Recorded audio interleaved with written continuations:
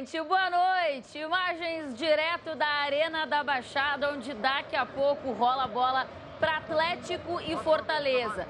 Dois times que começaram muito bem o Campeonato Brasileiro de 2021. O Atlético, nesse momento, é vice-líder do Brasileirão. E um pontinho atrás apenas está o Fortaleza na quarta colocação. Dois times que realmente estão com campanhas muito legais e apresentando um futebol também que tem agradado a muita gente nesse início de trabalho. Dois times também com técnicos estrangeiros, isso, claro, vai ser assunto junto com a gente aqui no nosso pré-jogo, que a gente está abrindo a partir de agora junto com você na TNT e no estádio TNT Esportes.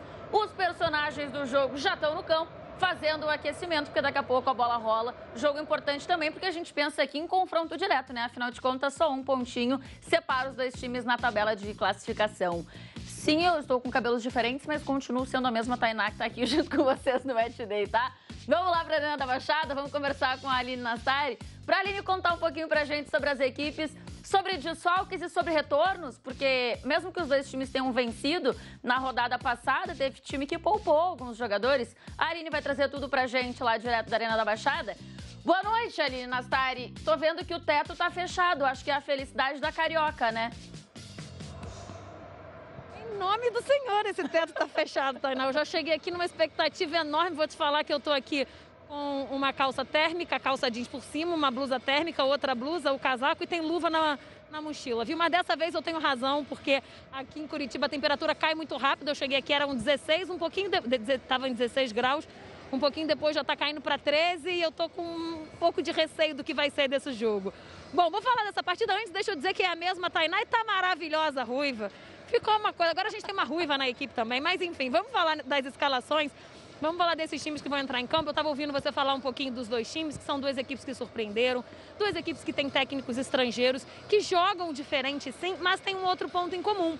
Apesar de serem estrangeiros, parece que eles chegaram entendendo bem a dinâmica do Campeonato Brasileiro e eles vêm mesclando o time rodada a rodada. Então são dois times difíceis da gente entender e dizer, é essa a escalação, mas não fala a palavra poupado, não. Eu falei aqui agora há pouco com... Enfim, um dos integrantes da comissão técnica, não, poupar é a palavra proibida. Eles pensam no desgaste físico, diríamos assim. Mas o Atlético acaba indo a campo com o Santos no gol, o Marcinho na lateral direita, Thiago Heleno e Pedro Henrique, o Pedro Henrique voltando, que foi um dos jogadores que ficaram fora na última partida, Abner, Richard e Christian são os volantes, o Christian outro retornando, o Terãs ganha uma oportunidade numa posição um pouco diferente, mas no meio, porque o Nicão também está de volta na equipe titular.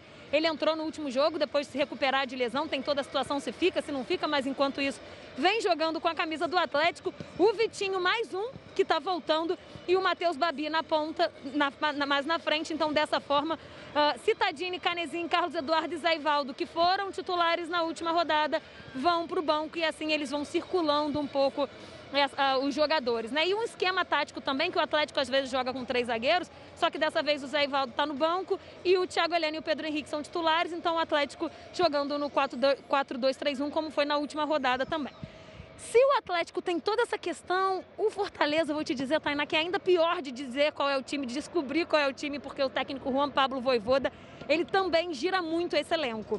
Então o Felipe Alves, confirmado no gol, ele mantém seu esquema com os 3 zagueiros, que vem dando certo, com Tinga, Benevenuto e o Tite, e aí o meio-campo tem o Ronald e o Felipe, Matheus Vargas também no meio-campo, mais ofensivo, e aí o Osvaldo pela primeira vez como titular, né, ganhando a oportunidade de titular no Campeonato Brasileiro ali no meio-campo. Ele já entrou, depois de se recuperar de lesão, entrou em 3 jogos, Fluminense, Flamengo e Grêmio, agora como titular. O Pikachu, que vem jogando como ala, então o Pikachu numa ponta, o Lucas Crispim na outra e o Robson na frente. O Quinteiro está suspenso para essa partida.